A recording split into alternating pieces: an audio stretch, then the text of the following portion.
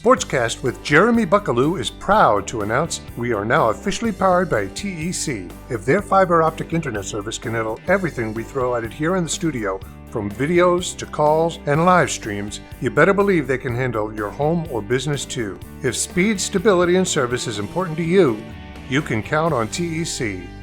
Thanks, TEC. Now let's get to the show. In a world that moves way too fast, there's one place that feels like home. Tater's Place in Paris, Tennessee. Where the sizzle of a smash burger meets the sound of laughter, and every plate tells a story. Bring the family, make memories, and taste the love in every bite. Live music, real people, and unforgettable food. That's Tater's Place, 3615 Highway 79 North. Find the flavor you've been missing at Tater's Place. Come and feel what you've been hungry for. Are you looking for a fence that gives you peace of mind? At All-Star Fence Company, we don't just build fences, we build confidence. Whether it's keeping your family safe, protecting your property, or simply adding curb appeal, All-Star delivers unmatched quality, dependable service, and lasting results. Locally owned and trusted across West Tennessee, Kentucky, and beyond, we're the name homeowners count on for reliability and strength since 1971. All-Star Fence Company, your first line of defense and your best choice for peace of mind. Visit allstarfenceandsupply.com today.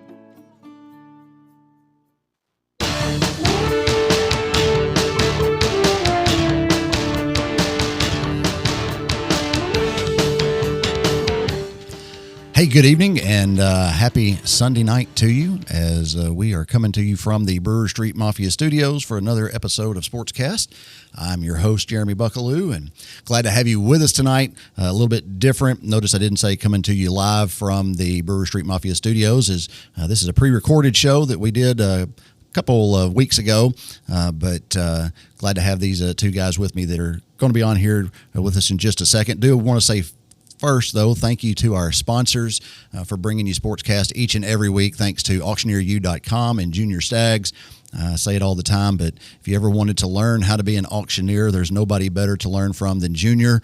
But he's got so much more going on than just his auctioneer career. He's a published author. He's a singer-songwriter, man of many talents. But if you, again, ever wanted to get into the auctioneer trade, auctioneeru.com is where the first place you need to go to start, is what I would say, because Junior can help you learn the ropes and help get you licensed and everything else. And we appreciate his sponsorship here of SportsCast each and every week. Also to Tater's out on the Lake Highway.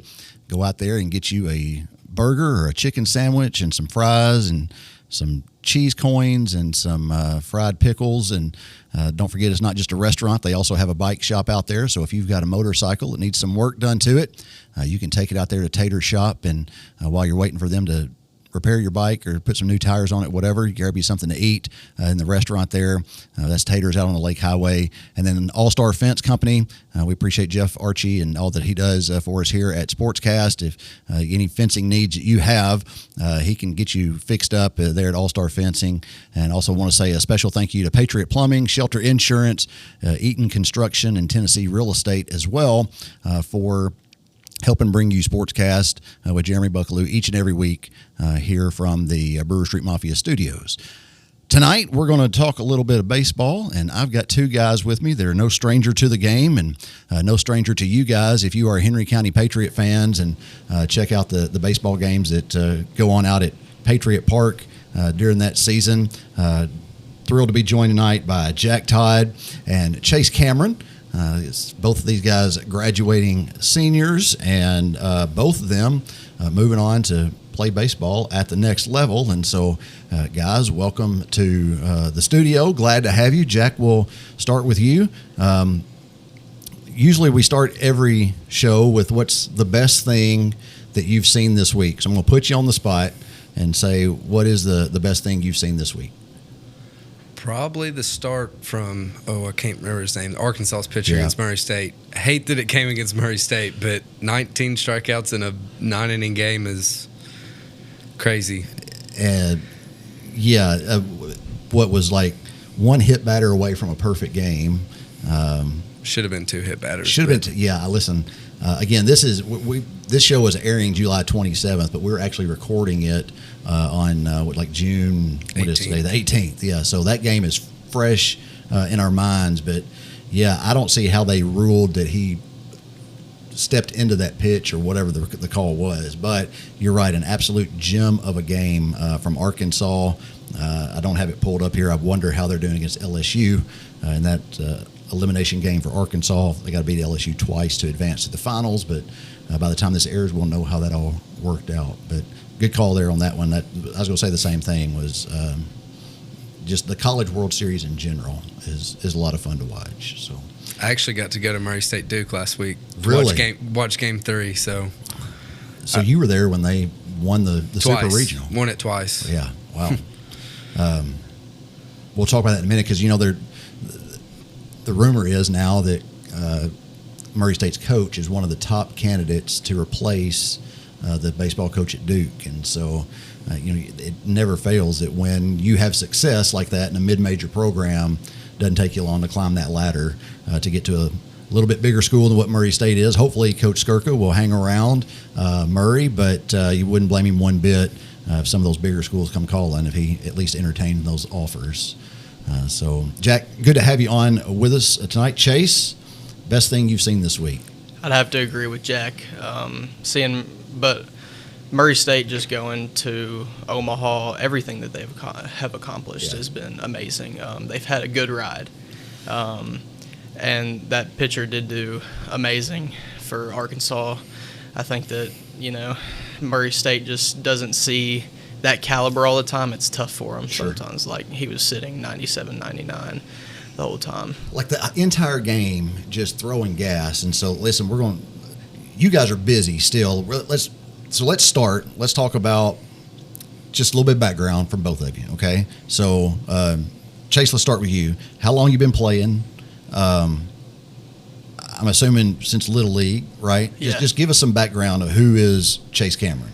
So the baseball part of things started playing when I was 3 or 4. T-ball, really, three or 4. But, really, as soon as I came out of the womb, I had a baseball beside of me. Okay.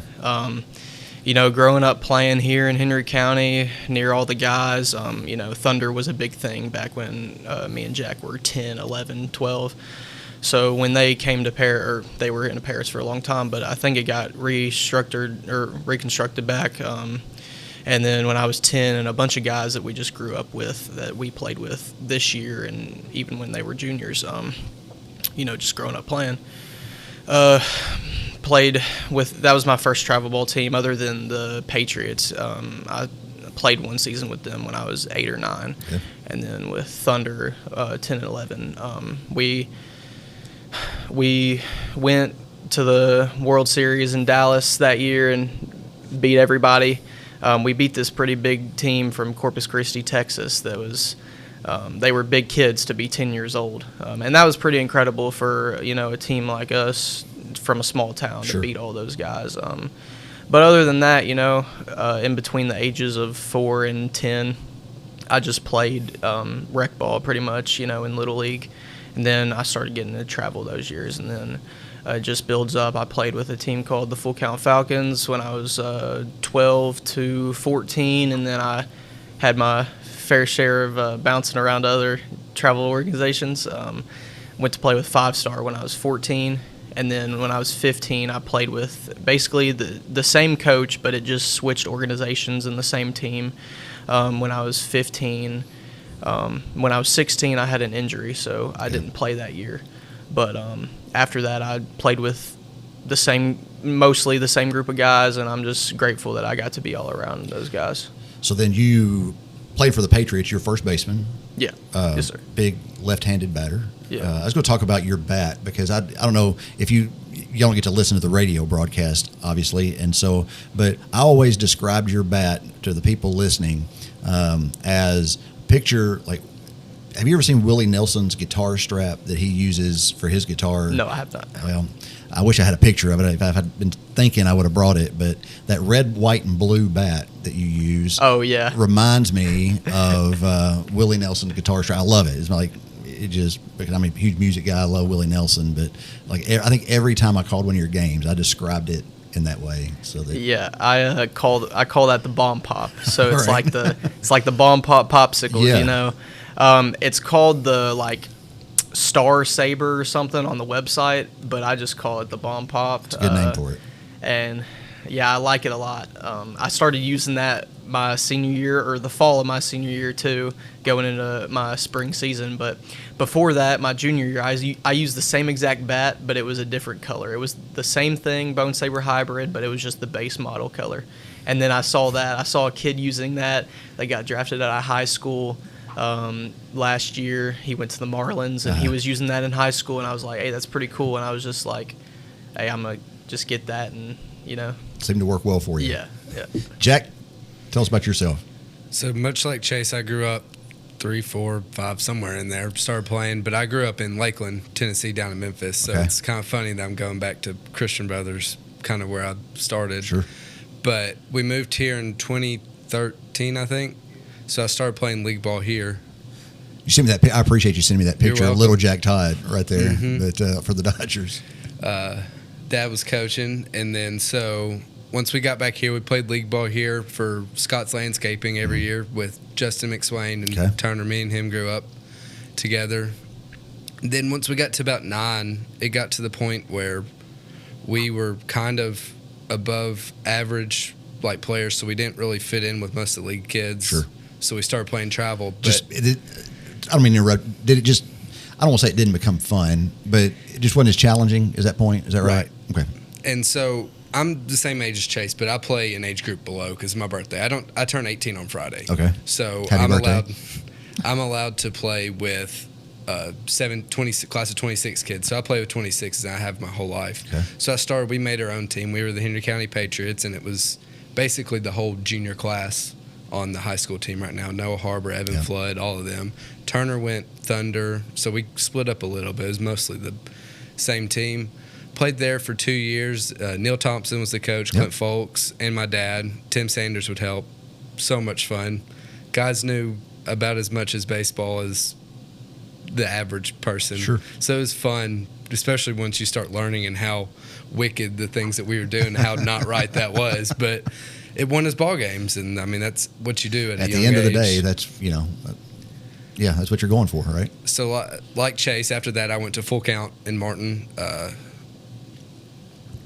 Jason Sullivan was the person over the whole camp, and then we had 2 teams. I was on the lower team, then Logan Davidson and Turner were up on the higher team. We were kind of even, and then they think they were AAA, we were AA. So I played with them for 2 years, and then I left them for a Wow Factor team for a year, which their coach ended up being Milan High School's head coach, Greg Scott, great dude.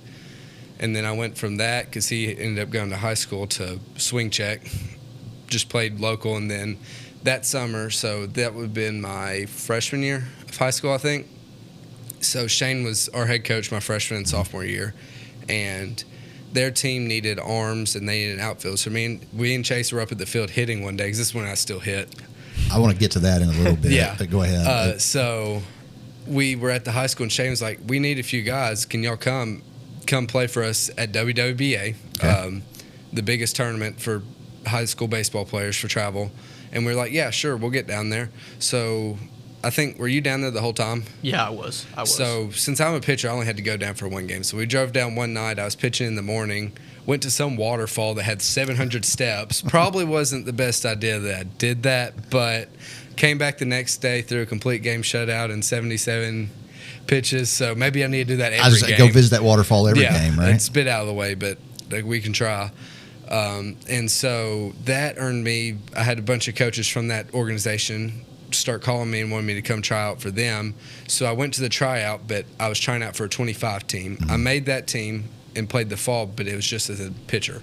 So they're like, you can hit, but like we don't need you hitting. Sure. We need you to pitch. So I made the 25 team, but they had so many arms that I wasn't going to be able to throw much. So the 26 coach called and was like, hey, we need arms. Their coach was like, hey, we got this big boy. He can come start for you. And then it turns out I come play for this team. I led the team in innings that year, and it's just phenomenal. Still with the team today. Awesome. Bunch of high-tier boys. Makes you play up to in your ability. Sure. Because I got 3 Vanderbilt kids, a Kentucky commit, Tennessee, 2 Air Force. Like, there's all sorts of guys on the team. And when you surround yourself with better people, you make yourself a better person, right, as it is. And then I heard y'all talking before we came on the air that y'all are still pretty busy. I mean, baseball season ended in May for the high school, but that doesn't slow y'all down any. No, it doesn't. So what are y'all doing right now as the summer goes on before you head out to school? So I actually got about 2 weeks off of baseball. I got to go on a church trip to Hattiesburg, Mississippi, because that's where my youth leader's from. But once I got back there, I had about a week, and then we went down to Atlanta to play at Lake Point, which is a phenomenal facility. Love it down there. But we went straight from there to Cary, North Carolina. Okay. It's about 10 hours from here in Paris, but it was about 6 from Atlanta. So we drove 6 to Atlanta, then 6 from there, made a trip to Georgia to see University of Georgia, and then shot up, and then we got to go see Duke, and that's where we went to see Murray game. Okay. It was $78 for the 3 of us, me, my mom, and my brother, to go watch that game. And we sat total price, $78, and we sat 2 rows behind Duke's dugout. Not bad at all. Perfect. Yeah. But I leave, so I have church camp next week. I haven't been able to go because of baseball, but I also have a tournament. I'm just missing the tournament, but it's a long tournament. There's 5 pool play games, and once you get to a certain age, you play 1 pool play game a day and not 3 like we're used to. So it's a week-long tournament, so I'll just miss the first few days, and then I should be able to go down. But I got 2 more tournaments after that, and then I hit the road to Memphis, I guess. All right. What about you, Chase? What did your summer look like? It was kind of the same way starting off. I went to Young Life Camp with Devin. Yep. And then once I got back, leading up to that week, I left Thursday that next week and went to Memphis and playing. But his weeks are more eventful than mine because in travel ball, it's a little bit weird. When you're up to 17, you play in those tournaments, and then after that, everybody – perfect game at PBR. They don't host 18U tournaments like that, so it's just like 17 and under. So for us, it's just like small tournaments in Memphis, just kind of getting reps and stuff. Sure. We just went Thursday and played through Thursday through Sunday. Obviously, the rain's kind of just killing us down there a little bit. It's been raining like every weekend. And then the next week was the same way. I went home Sunday night, Monday through Wednesday, workout stuff, get ready for the weekend, leave, go back down to Memphis, play, and then now it's the same thing. It's going to be I've workout this week, go Thursday through Sunday, play hopefully the whole time, and then I got another one in Millington the next week. It'll be the same day, same thing throughout the week too, and then the next week I go to the beach. Okay. So that will be fun. Yeah. What's the farthest trip y'all have had to play baseball? Probably I went on a plane, but like driving, it was to West Palm Beach. Okay. So it was probably like 10-hour, 11, 12-hour drive. I'm not sure. All right. Your Texas trip was pretty long, wasn't it? Oh, yeah. Texas was long, too. It was like 12 hours as well, but yeah. Did you play in Dallas or in? Yeah, when I was 10, but that was a while ago. Yeah. What you, Jack? How far are you? It's probably the trip we just went on in Cary, which is about Raleigh. It's Raleigh-Durham area. It's a place. It was 10 hours from here. We made the trip longer because we wanted to stop through Cherokee, North Carolina, because we kind of have a connection through our church. Then we got stuck in the mountains. There was 2 wrecks on the road, so we kind of got stuck. The little 2-lane twisty road that goes up the mountain and comes back down on the way to Cherokee to Gatlinburg. Is that what you're talking about? Mm-hmm. I can see where that would happen. Let's talk about high school ball this season. Y'all had a pretty good team. Y'all were all right. Y'all did a good job. Mm-hmm. Won the regular season district tournament. Came in second in the regular season district champions.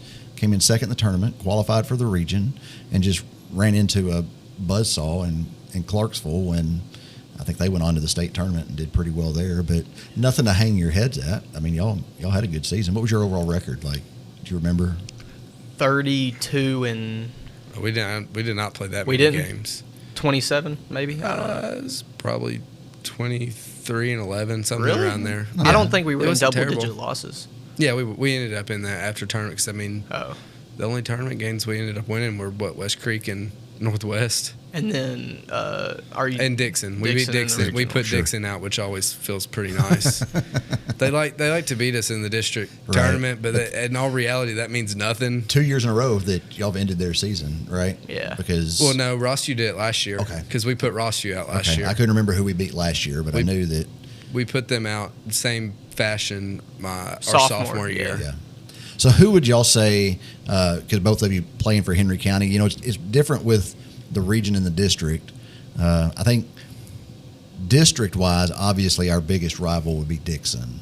Yeah. But when you consider the region and all, is Dixon the bigger rival or is Rossview the bigger rival for y'all? Honestly, I mean, we don't have that much bad blood with Rossview or Clarksville as we do Dixon, but the games were definitely more competitive. We were definitely like more locked in because we kind of had to be. They were a lot better than Dixon, Sure. And especially our junior year when we beat Rossview both times and then got to go to Sub-State that year. I mean, we were locked in to go beat them. So. Dixon, you just have to remember they're always going to play better than everybody else in the state when they play us. Sure. So you just better bring your A game. But other than that, Rossview kind of got a bit chippy this year when we played them. Not just between the players and the parents. I mean, we were up 8-0. There's no reason we should not have put them out. Yeah. Right. We ended up losing 22-8, like 22-11. 11. Maybe we scored runs. I don't even remember. That was one of those games where I don't remember where I was, but my wife was like keeping up with it because she knew I was interested in how y'all were doing, and she was like, "It's 6-0 Henry County." And I was like, "Good, here we go. That's a good sign." She was like, "It's 8-0 Henry County." I was like, "Oh, good." And then like an hour later, she's like, "Yeah, it ended up being like 22-8 or 10 or whatever." And I was like, "What happened?" You know, but Yeah. it's baseball. It happens all the time. You see it. You talk about the College World Series. You see it with Oregon State walking off Louisville the first night, and then Louisville walking off Oregon State last night. When you have these 3 and 4 run games, and even in college, teams get motivated and they come back, and I'm sure y'all see that all the time too in travel, right? Yeah. Because I mean, as much baseball as y'all are playing, you've got to see that on a pretty regular basis. That Just a game of baseball. A lot of things can happen. yeah, game of failure, as they Yes, say. And yes. so, what as far as your Henry County career, and what's going to be your favorite memory that you'll take away? Because they both of them played 4 years for Henry County, right? So what's your favorite memory that you're going to take away as you leave the Patriots? Mine actually goes back to freshman year. Okay. That year was honestly kind of special with like the team. If the whole state tournament was structured the same way it was, we probably would have been to state that year.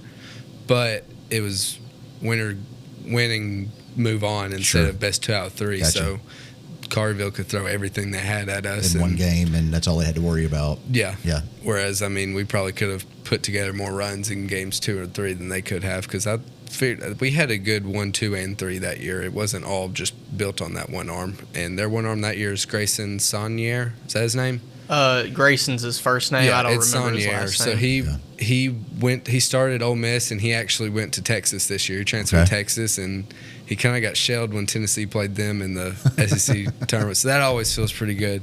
But to go to that game, the first game of the region that year, we faced Clarksville High at our home place because we won. That's the only year my whole time that we won the district. Okay.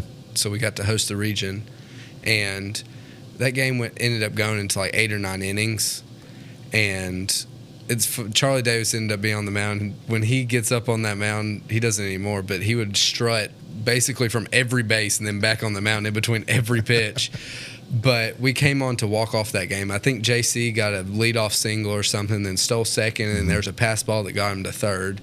And then Charlie comes up to bat because JC is batting 9. So Charlie comes up and hits a ball that any other game is probably caught, but I think they probably had their outfield played in. Yeah. And the ball, as soon as the ball hit down, everybody in that dugout rushed out. We ran all the way out to the field because at that time the whole walking track had students because Right. kids were showing up still, and they jumped on the field and we were all basically dogpiling just to go, and then we decided it'd be a good idea to dye our hair even though we're just going to sub-state. And then we ended up losing 2 straight to get put out, and we all had bleached white hair. That's all right. It was a good look, and a memory. Yeah, So, definitely. Yeah. Chase, how about you? What's your favorite Patriot memory? For me, the group of seniors we had when me and Jack were freshmen they were really good people, and they led the team very well. Mm-hmm. I enjoyed, as hard as we were working out, I enjoyed the time I got to spend with them on the field and in the weight room. That's one of them. And then another one is probably beating Rossview that second game, and then everybody just runs out, yeah, let's go. And then, just everybody's faces, we were happy, jumping up and down, celebrating. That's probably my favorite. So, funny story about that game. I'd pitched the game before in the championship game that would have allowed us to host last year. And so I went complete game, gave up 2 runs, we lost 2-0. But I only threw 76 pitches, and you're allowed to throw 120 in a day. So since technically it was the same day, I still had 44 pitches to throw that night. But Coach knew that I was going to think that. He didn't even put me in the lineup card. Once I realized that in the second game, I ran to the bullpen to start throwing, and then Coach Curtis yells, "Jack, you're not even on the lineup card. You can't go in." And I'm like, "Gosh darn it, Coach. What are you doing to me?" I know, saving my arm, but at the time it felt like the right thing. Because when you're young, you don't think about that kind of stuff, right? You're just right. you just want to get in there and compete. So, well, we all thought he was getting in to pitch. Let's just say that was not the case. And then we thought it was going to be Levi. That was not the case either. Yeah. They put in Noah Harbor, and it's like I don't remember the score, but it was tight. We had runners on. Me, Ryan Mitchell, Truitt, and Logan. We were talking right behind the mound. We were expecting either Jack or Levi to start warming up, and out runs Noah Harbor, and we're just like, this was so unexpected. And I kid you not, when I look at Ryan's face, it looked like he saw a ghost. It was hilarious. To think about now, it's hilarious to remember because I was right beside him. But all love to Noah Harbor. He did amazing. He shoved that time he got in, so he did well. And was that the elimination game last year? To get us to sub-state. Yeah. I tell you, I probably shouldn't tell this story, but I don't mind telling the story. I was so proud of y'all for that win just because, I remember prom was the weekend before that. Yes. Yeah. And there was a kid at prom who was saying that, that he played for one of the other teams, and he was saying that he hoped that, I can't remember how he put it, but it was basically that their team was getting tired of playing Clarksville for the championship every year, so they were hoping that Dixon would beat us or something, I don't remember, but you could tell that he had already played it out in his mind that it was going to be Clarksville and Rossview playing for that championship once again because they were going to beat y'all with no problem and then go on to play Clarksville. What it was, he was hoping that Dixon would beat Clarksville so that they could play somebody different than Clarksville for the region championship for a change. And so I was just proud that y'all made sure he didn't have to worry about that anymore. And so, yeah, I think I know who you're talking about. We won't mention any names. I'm just saying it was yeah. just a big moment. I think it was a big moment for Henry County baseball. It was an exciting moment for you guys, I know. And it wasn't the first trip that y'all had to Sub-State, obviously, but just in that situation, the way that I don't know that anybody other than the folks here in Henry County gave y'all much of a shot to make Sub-State that year and win the region. And so I know that sometimes it's just a big deal, and I was proud of that win for you guys. Yeah, I saw him at prom. We were talking. It was just the attitude of just obviously he expected to beat us. And listen, nothing wrong with that because I'm sure that all of y'all expected to beat them. It was just, I don't know. It was just saying, being at Henry County's prom, talking about how, well, we hope that Dixon beats Clarksville because we're tired of playing Clarksville for the championships every year. We'll make sure you don't have to worry about it. Yeah.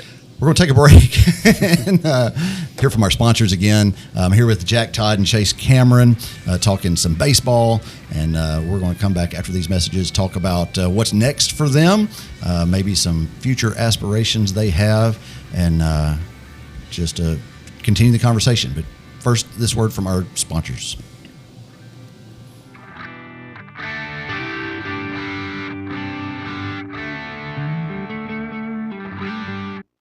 In a world that moves way too fast, there's one place that feels like home.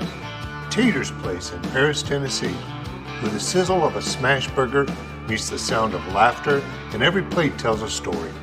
Bring the family, make memories, and taste the love in every bite. Live music, real people, and unforgettable food. That's Tater's Place, 3615 Highway 79 North. Find the flavor you've been missing at Tater's Place. Come and feel what you've been hungry for. Are you looking for a fence that gives you peace of mind? At All Star Fence Company, we don't just build fences, we build confidence. Whether it's keeping your family safe, protecting your property, or simply adding curb appeal, All Star delivers unmatched quality, dependable service, and lasting results. Locally owned and trusted across West Tennessee, Kentucky, and beyond, we're the name homeowners count on for reliability and strength since 1971. All Star Fence Company, your first line of defense and your best choice for peace of mind. Visit allstarfenceandsupply.com today.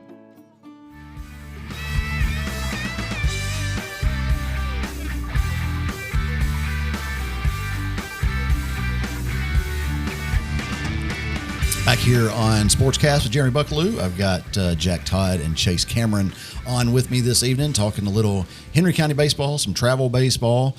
Both of these guys are about as busy as can be. We've already done the best thing I've seen this week. Jack, I'm a little bit embarrassed with how underdressed I am. Like Chase is like putting us to shame over here as he is, decked out in the red tie and the black suit. Looks good, but I am woefully, as the host of the show, inadequately, dressed to host, I think. So, well, if anybody knows Chase, he loves expressing himself through what he wears. So him doing this is the best representation of Chase. I'm glad we got it then, because that's what we want. And so, talked about you guys' career at Henry County, and like I said, how busy you are this upcoming summer. But both of you will be moving on and playing at the next level, right? So, Jack, tell us about where you're going. Your expectations when you get there and all that. Yes, so I'll be attending Christian Brothers University in Memphis. It's about, you can see the Liberty Bowl from campus. Okay. It's kind of dad smack in the middle of town. Not downtown, but it's right there. Mm-hmm. There's a Central Barbecue about right off of campus, so my second home. But so they just hired a new coach the year before last, and he's a big-time pitching guy, and he's known for turning programs around. Okay. This is his first D2 program, but he's always been at D3 stuff. He's been at multiple. The big one to me that stuck out was Roanoke College. All right. He turned them from a 30-loss team into the third place in the D3 World Series. So is that one of the biggest factors that you looked at when picking where you were going to go? And he's a big-time pitching guy, so just from a developmental standpoint. So a little bit about like my recruiting, how that went. So I originally was told to like D3 schools just because education's obviously first for me. And I did a little stuff with Swanee. I had an offer from D3 in Conway, Arkansas, Hendricks. It was gorgeous and the program was good. It's just D3 you can't get athletic money, so you're strictly academic, and that kind of gets hard when the school is upwards to $60,000 a year and you're limited on what they can offer. But I had an offer from Freed Hardman, great program. Another Logan Davidson's going there to play. Yes, phenomenal program actually. I got to they installed a new pitching where it's Yakkertech to get metrics like your spin rate and all that. I was actually the first person to throw on it when I threw for them, so that was cool. And then I talked to Murray. I talked to Skirka. I went to a camp back in the fall through, and they liked how I attacked the zone, and so they asked me to come back once I hit 90 this winter. Okay. They asked me to come back, throw again, and then go to a basketball game with them. So I went to a basketball game. And that was awesome, getting to know all the coaching staff. I got to talk to the president of the university. Actually sent the head coach like, hey, I want to talk to this kid.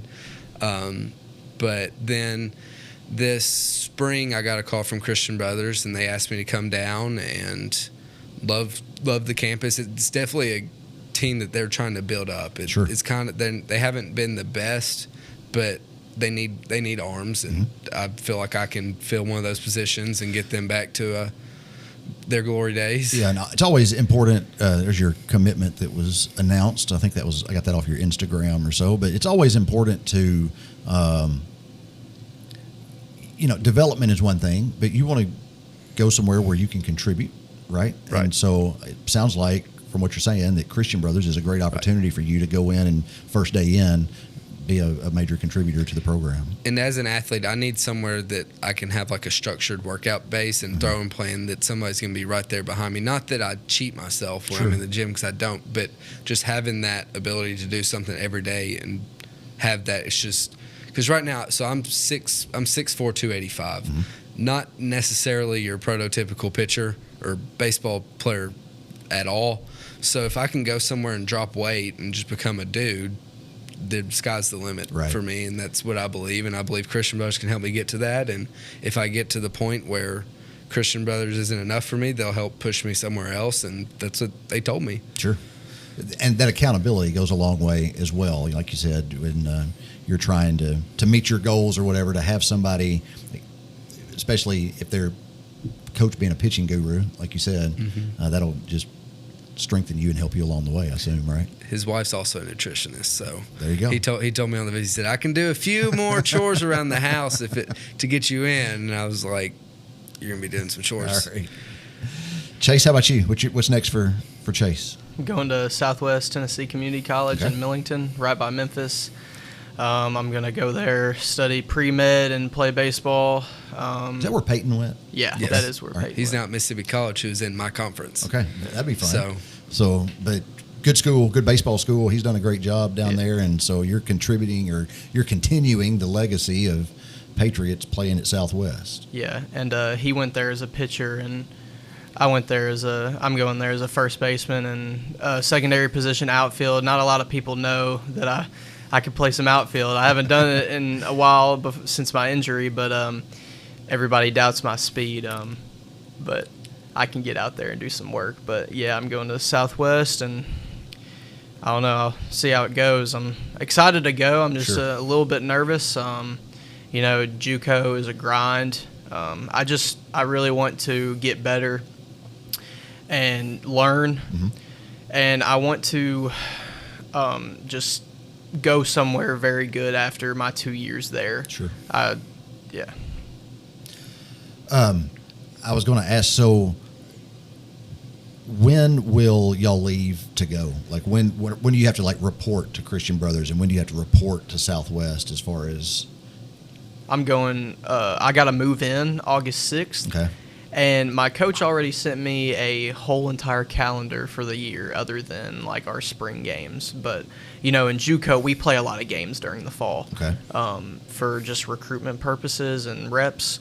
But I know that I got to move in August 6th, and then I get a day off, probably rearrange stuff in the house. And then I have to arrive in the morning for physicals, and then the next day it's evaluations and workouts and stuff. So just hit the ground running. Yeah, it will be busy. I'm excited to stay busy though. Yeah. I have zero clue. The first day of school is August 18th. Okay. That's about all I know. They put us in a big group meet together, and they've sent me a full-on workout, conditioning and speed training for the summer. So I've been doing that when I'm in town or if I'm at a hotel to the best of my ability.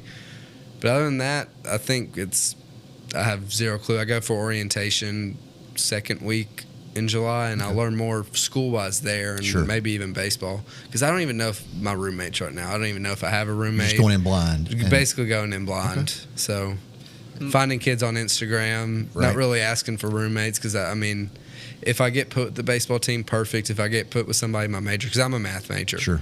So I want to be a sports journalist, but they don't have journalism classes there, and so the closest thing to that is mathematics and analytics and getting the data side of that down pat. Sure. So if I'm with a math major, perfect.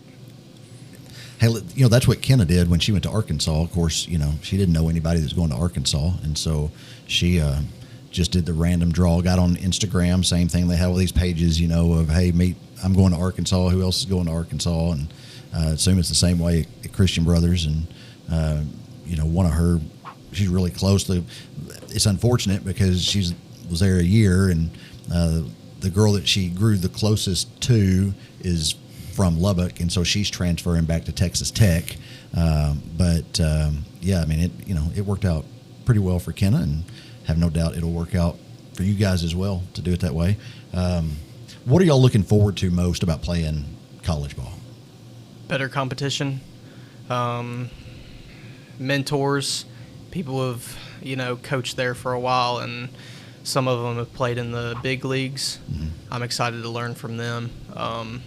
And see a bunch of cultures from around the world that come to Southwest or just any college, because Southwest, they've recently, just the past few years, they've been recruiting people from Quebec, Canada. Well, so I'm actually rooming with one of them that's in my class, and I was supposed to room with two of them, but one backed out, so there's another kid transferring in, and it's actually Brady Cooper from last year's Rossview team that went to Austin P, and then he's transferring to Southwest. So I'll be in the same house with a kid from Canada and Brady from Rossview. Okay. How about you, Jack? What are you looking forward to? I'm looking forward to the joint love for baseball, because at the high school level you have a bunch of kids who do love the game, but not to the level that they want to keep playing at the next level. They're playing it just because it's the last time they're ever going to get to play the game.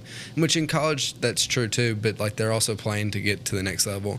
I'll say this about, I'm D2. Christian Brothers is Division II.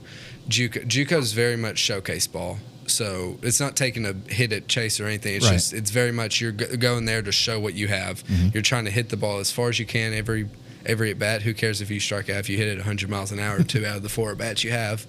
Pitchers, they're going to try to throw 100 every pitch. Who cares if you walk 17 people in a row if you hit 117 times? Right. It's very much Division II to an aspect is that, but not as much, because it's more academic first, and that's the only reason. I graduated high school with 31 credit hours, as long as they all transfer, and I think they will. And so if I did that, I'd have literally half a year at a JUCO, unless I went into a program, but none of them were going to have a program that really interested me. Yeah. So before we came on tonight, y'all were talking as far as some of the kids y'all play against, at not only travel ball, but it'd be the same way when you said when you get to wherever you go to play. Off the top of your head, who's the best player you've played against to this date? Do you know, as far as, you mentioned the kid that went to Ole Miss and then transferred to Texas. Sonnier. Yeah, but do you have somebody that sticks out of when Chase, you batting, for instance, facing some pitcher that was wow, that guy is impressive? And I'll say one guy. I'm not saying this to be rude to any pitchers, but whenever I see pitchers in high school that, even if they are going, Division I right off the bat, unless they're throwing upper 90s, I don't really say in my head okay, because when I walk up to the plate, obviously I want to be confident. Sure. And I think that I can compete with any of those guys any day of the week. But last year, junior year, we faced this kid in the spring break trip in Murfreesboro from Indiana. He's going to Oklahoma State, lefty, which makes it a little tough for me because I'm left-handed. Right. But he's throwing 95 from the left side, hard-breaking slider. I saw his slider well, but I didn't really see his fastball that well, and it was a different level. I haven't seen that before. Highest I ever saw before that was 93. So, before I get you, is there a noticeable difference? Because this is my ignorance speaking here. I'm just learning from you guys. Is there a noticeable difference from a 97 mile an hour four seam to a 92 mile an hour four seam? You can tell it coming out of his hand. Yes, the ball looks a little bit more smaller. Okay. Than 92, and it just it sounds different, when it's coming by you because you can hear that zip. Yeah. But it's also a lot more firm. Correct me if I'm wrong. 95 is about where that starts, right? Yeah, it's 94. 94. 93, 94. About anywhere from about 80 to about 85 looks about the same. 85 to about 90 looks kind of the same. But 90 to 93 is starting to get it, and then 94 plus is just ridiculous. And now you've got 14-year-olds throwing 98. It's crazy. The development is insane. You forget to say his uncle is Hunter Pence, so like it's not like he's just some random kid they found on the streets throwing 98. He has the build for it. Hunter Pence's son, he's talking about Striker Pence. He lives in California, but we see him on Twitter a lot. He's 15. I don't know if he turned 15 yet. He might be 14, 15, but he's a freshman. He's throwing 97. Wow. But he might be genetically given since he's Hunter Pence's son. But back to the velo thing, what I've heard and seen in the box is that, like, let's just start off 86 to 89. 86 to 89 looks relatively the same, and then 88 to 92 looks close. It looks closely similar. And then once it starts getting like 93, 94, you can start telling the difference. It's more firm. It's harder to see the spin, and it looks a little bit smaller. And then once you get up in that 95 plus range, but 95, 96, 97, it's very fast. But then once you get into the 98 to 100 range, it's a different level. Yeah.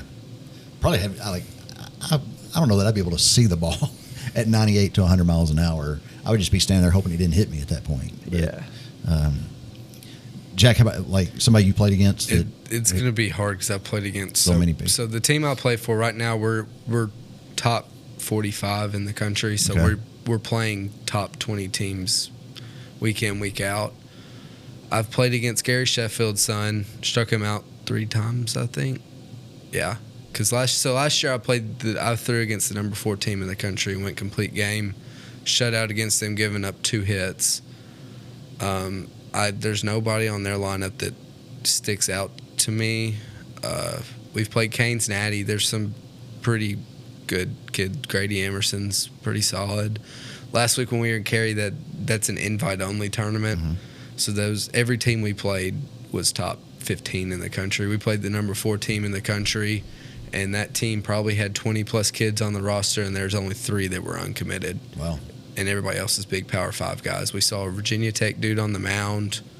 They had 3 Vanderbilt guys. I have 3 there gets to a point where nobody really sticks out from another person. I play with there's a boy from Nolensville that I play with that right now he's projected as a first-round pick, top 20, if not top 15, depending on how things go. Bo Holloway, and he is 94, 96 from the left side as a junior, with a good slider, good changeup. I play with 2 other Vanderbilt commits. Caden Powell, Beach's quarterback, I play with him. He runs like a 6'6", 60. Just my frame, just pure athlete. What about the kid from South Gibson that's going to Tennessee? Do y'all know him? Turner McSwain's played with him. He's gotten really big. He's hit the gym hard, and he's throwing 95 or so. He's looking good. I read the other day that because he's honed it in a lot. Because early on, like, you could tell he had something different than everybody, but he was also he was very thin, and he was very wild with everything he did. But I think this year has been his best year yet, and he's been even more firm in his off speed. He's been able to pinpoint. You tell him to hit a spot, he's going to hit it with it, which make that you can throw 93, 95, but if you can't hit the broadside of a barn with it, then you're not going to be worth anything. Right. Like, one of the big thing that all the MLB programs say is they'll have a sign in their bullpen that says it does not matter how hard you throw a ball for. Mm-hmm. So like you might be throwing 104 miles an hour, but if you're not in the tiny strike zone, you're not going to get a swing. Those guys are good. Yeah. So switch gears just a little bit here. Start with Chase with this. What aspect of your game are you the happiest with right now? probably my hitting right now. I will say I'm not proud of the senior season that I had. I think I have a lot more to offer. I think about this a lot, but I was thinking about it today. I was talking to my mom about it earlier, but I didn't show fully the potential that I have, and that's one thing that I'm hoping to bring into college ball is I need to work hard and get back on the horse. So that was going to be my next question is what aspect of your game are you looking forward to growing the most while you're playing at the next level? Yeah. Well, like I said, I've gotten a lot more known for my hitting, but I like to hit the ball hard. Yeah. But when I go into college, I want to get stronger, and I want to hit balls like where it's – I don't want to be cocky when I say this, but like when I do it right now and I barrel it up, it comes off hot. But when I develop, I want to be able to like hit the ball and it looks and sounds different than a lot of other people. And I also want to grow my speed and my arm strength. Okay. If I can grow my speed and my arm strength and just get stronger and quicker, I feel like I can put myself in a good spot. Awesome. So kind of the same question, Jack, what pitch are you the happiest with right now that you have? And then what pitch do you want to work on the most when you get to Christian Brothers? So probably right now it's my curveball. Just it's more of a get me over, and I can kind of throw it at any count I want, and it doesn't, unless I just flat out completely miss middle, it doesn't get barreled too much. So right now my fastball, depending on the day, is anywhere from 84 to 86 to 86 to 88, touching a 9 possibly. Might have done that once or twice. This year I never really had a gun on me to know that. But my curveball is anywhere from 69 to 72, so that's 12 to 18 miles an hour difference, which is ridiculous. And so the way I throw it, it's more of a slider, so it's kind of like a slider curveball. So I have to start at the head of a batter, so everything starts looking like it's coming straight at you, and then it just ends up over the middle, and then if you roll over. When I get to Christian, but right now I'm trying to develop my changeup. And my changeup, honestly, is probably my best pitch right now. Okay. It's just I'm not consistent enough with it for me to be happy with it. I went to the field yesterday and threw live against Hudson and Carter and Jamerson, and then me and Patriot were throwing live, and I probably threw 50% changeups just because I have to have that pitch. Okay. And only 2 balls were hit because when you throw a good circle change, when you think changeup, you just think slow fastball, or something that just falls off the tail. But when you throw a circle change, it's supposed to look like fastball, and then just fall off the table. It's falling off the table, but it's also going in towards the righty shin. So it's going away from a lefty bat or in towards a righty bat, which typically you want to throw it against a lefty, but throwing against a righty's awesome, and that's honestly my favorite pitch. And changeup's honestly the best pitch in the game, like always, and it's the first pitch as a pitcher you need to learn after your fastball. Kids always talk about how they want curveballs, but curveballs at a young age will screw your elbow up, screw your arm up. If you throw it too much, you'll find yourself it's like golf elbow, tennis elbow, something weird like that. My brother struggled from it because he got a good curveball when he was 10 and threw 500 of them every game because nobody could hit him. So same way for me.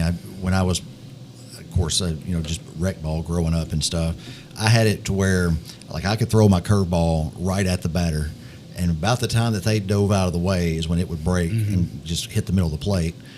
But about the third pitch of the game, I couldn't feel my arm anymore, and so I was out there just hurling it with a numb arm, and I never did figure out what that was from, but I assume it's because throwing a bunch of curveballs as an 11, 12-year-old that probably didn't. So all injuries with a pitcher in their elbow always revolves around the UCL, the ulnar collateral ligament, and that's what Tommy John is. That's your Tommy John ligament, and that surgery's been perfected. It's not as bad as an injury as it has ever been because kids come back even stronger, throwing even harder. Sure. Like Ben Joyce for the Angels has it has had it like 4 times now. And he comes back. He told an interviewer this year before he went out with a shoulder injury that he thinks he could hit 106, 107. Like, he thinks he can start breaking records. He just doesn't think he's been able to have it all. But so I'm sure you grew up watching R.A. Dickey. Yep. And so his son, I play with his son. But the thing about R.A. Dickey was people know him for his knuckleball, but that wasn't him until he was honestly past his prime in his career, believe it or not, because he didn't have a UCL. That's why he threw it. So knuckleball is about all he could. So his fastball, it didn't. He just didn't have the ligament. It wasn't that he tore it. It wasn't there. Okay. So his fastball couldn't get to the ability that it could because it wasn't there. So he learned a knuckleball, and it became the best pitch in the game. Worked out pretty well for him. And basically, he won a Cy Young because of it. Once he was technically your prime. What are your prime? You're 26 to 29. I think it's that range. He was in his till his 30s until he started toying with it, and so it's just crazy that. That's the type of things that can. And the pitching's all about toying. A pitcher might start his career with one fastball grip and end it with a different one because the balls develop. So a little thing about the baseballs, it's the same size, but as you go up in divisions, the ball gets wound tighter and the seams get wound tighter. Okay. So the ball gets firmer, so the ball will fly more, the pitchers can throw it harder. And so high schools, we use Wilsons, which they have decent-sized seams, but they don't. 10-10s. Yeah, 10-10s. But they don't fly as well as a college ball will, and college ball won't fly as well as the MLB ball, which is when you get the conversation about dead balls and juice balls. Like this year, they're saying all the balls are dead because there's certain pitches that should be flying out that are dying right at the warning track. So it's all about just how tightly wound the ball is. So non-base. Well, I guess Chase, yours is kind of a still baseball talk. So you and Jamerson have a podcast, right? And it's called the JC Night Show, I believe. Is that correct? Yep. And you can find that podcast on Apple, Spotify. I know I listen to it on Apple. Yeah. Very entertaining. You guys may have a career. If this whole baseball thing doesn't work out, you could come back and take over here and just you guys have a podcast because it's pretty entertaining. Any new episodes coming out anytime soon for that? We'll see. It's been a little bit, mainly because we are transitioning from high school to college right now and still playing. And is Jamerson? Somebody told me Jamerson's going to like Delaware to play. No, he's going to Bethel. He was committed to a school. He was community college up there, but New Hampshire. I knew it was somewhere far, far away. But now he's going to Bethel. Okay.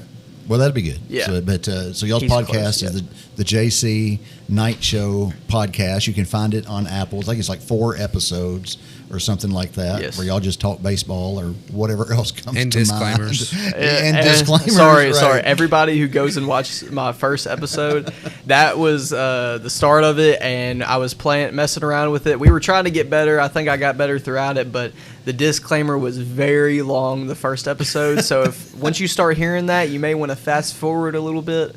We didn't even do a disclaimer on this one. Maybe we should have to get it started. But, Chase can handle that every episode. Every time. I'll just have Chase come in and read it.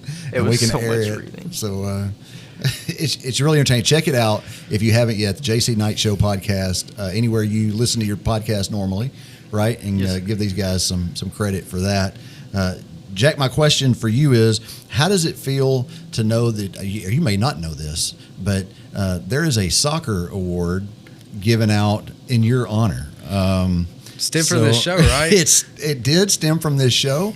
Coach Poole was on with Jacob and Gavin and was talking about the seniors on the team and the recognition they were getting. And he was talking about Jack Trosper, but he said Jack Todd. And so there is, at their banquet a couple weeks ago, Jack Trosper was given the Jack Todd Award. And so that's pretty, big honor to have an award named after you. I was so confused when I saw that. I didn't know what was going on.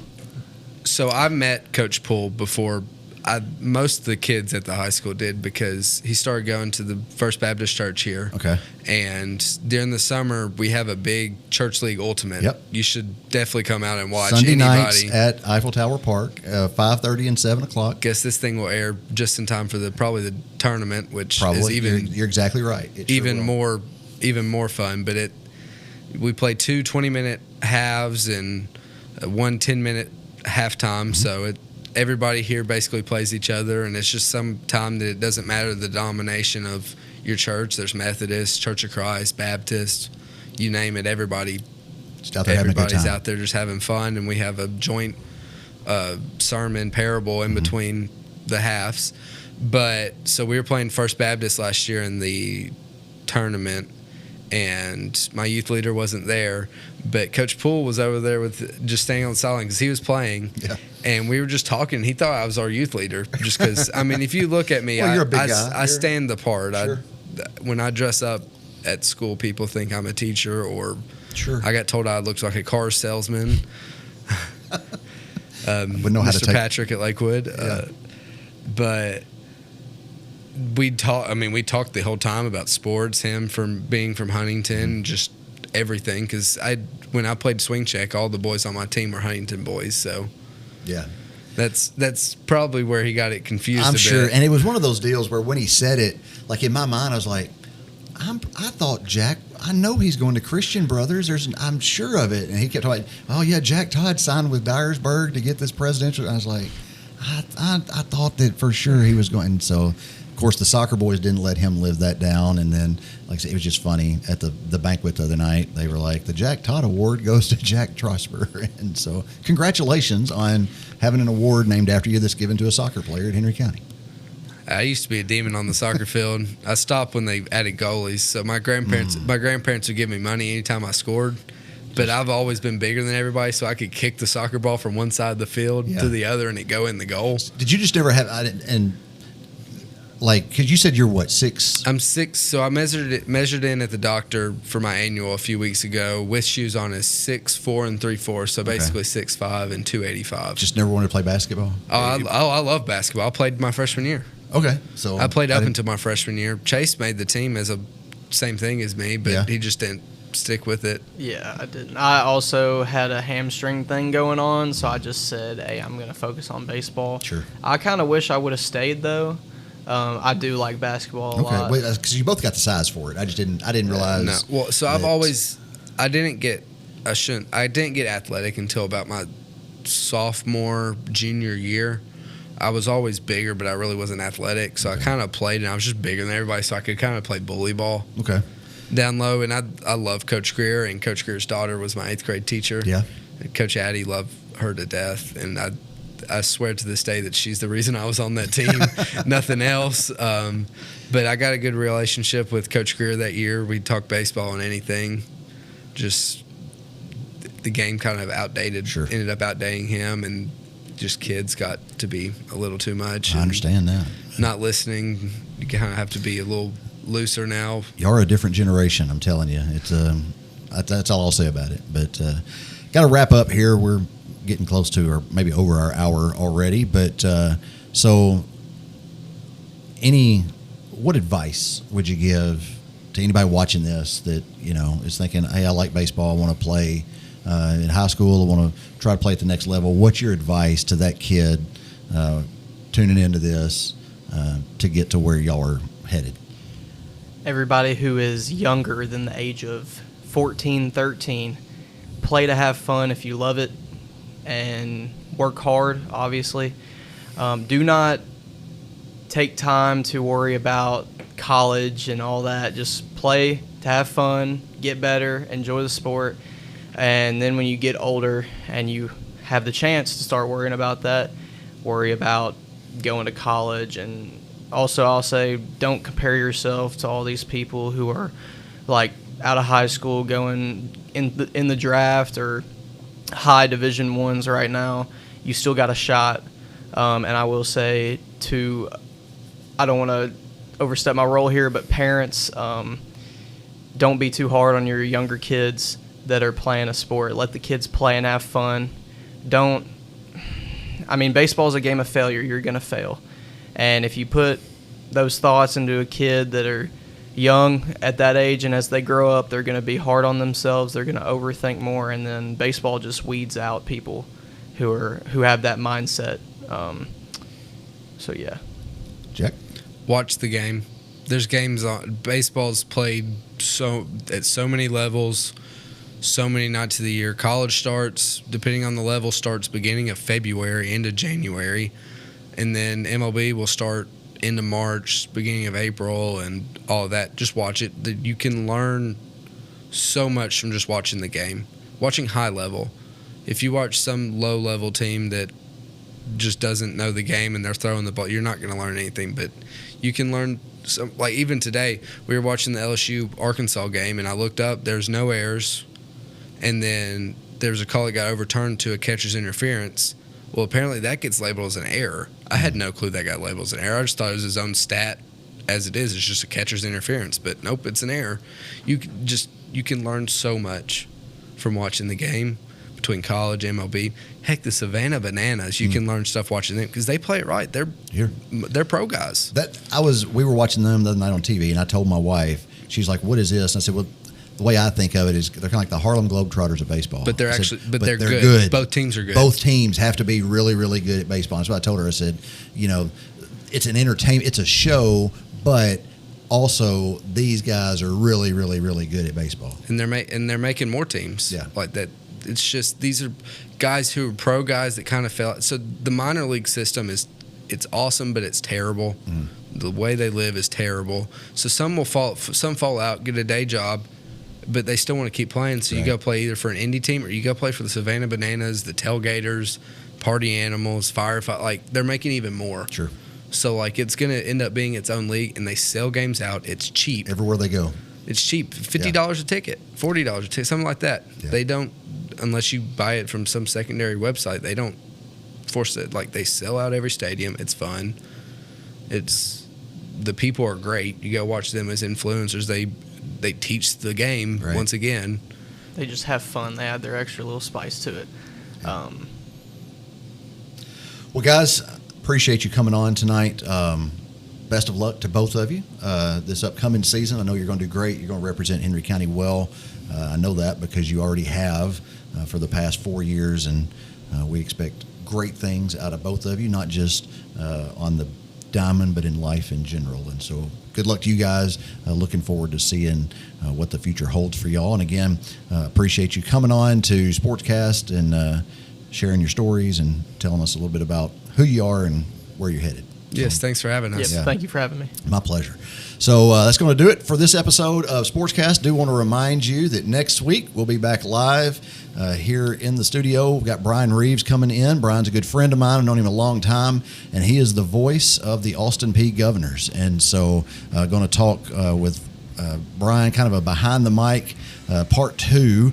May get Sam McDaniel in here to help me as we talk to Brian and just learn about his responsibilities and how he got into broadcasting and all that. But just a super good dude. Won't want to miss that show. Of course, that'll be next Sunday night live here at 7:30. Again, want to say thank you to all of our sponsors. Thanks to AuctioneerU.com, to Taters, to All-Star Fence, Patriot Plumbing, Shelter Insurance, Eaton Construction, Tennessee Real Estate. Thanks, Mike Weatherford, for letting us use your studio here. Thanks to Kevin Keel for keeping us on the air and the production in the back. We appreciate that. And to Keel Media. And again, you've been watching SportsCast Live with Jeremy Buckelew from the Brewer Street Mafia Studios. Until next week, take care of yourself and each other. We'll see you next Sunday night. Bye, y'all.